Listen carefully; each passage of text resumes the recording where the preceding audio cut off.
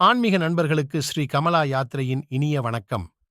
ஸ்ரீ மாதா வைஷ்ணவி தேவி யாத்திரை 4 நாட்கள் கொண்ட விமானம் மற்றும் ஹெலிகாப்டர் பயண திட்டம். நாள் 1.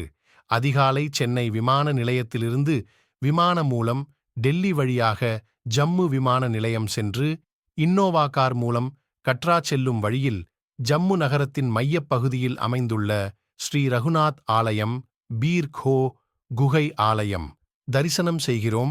மற்றும் வைஷ்ணவி தேவி ஆலயம் தரிசனம் செய்வதற்கு முன் தரிசனம் செய்ய வேண்டிய முக்கியமான ஆலயமான கோல்கண்டொலி ஆலயம் தரிசனம் செய்கிறோம். பின் கட்ரா நகரத்தை வந்து அன்றிரவு கட்ரா நகரில் இரவு தங்குகிறோம். நாள் 2. காலையில் கட்ரா நகரில் காலை சிற்றுண்டி முடித்துவிட்டு வைஷ்ணவி தேவி ஆலயம் செல்ல முன்பதிவு செய்த ஹெலிகாப்டர் மூலம் பயணம் மேற்கொண்டு வைஷ்ணவி தேவி ஆலயம் சென்று தரிசனம் செய்து பின் ஹெலிகாப்டர் மூலம் கட்ரா நகர் வந்து அன்று இரவு கட்ரா நகர் ஹோட்டலில் தங்குகிறோம். நாள் 3.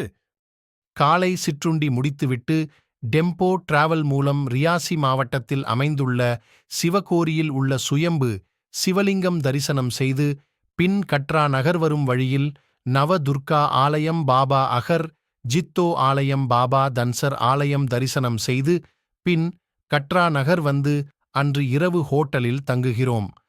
நாள் 4.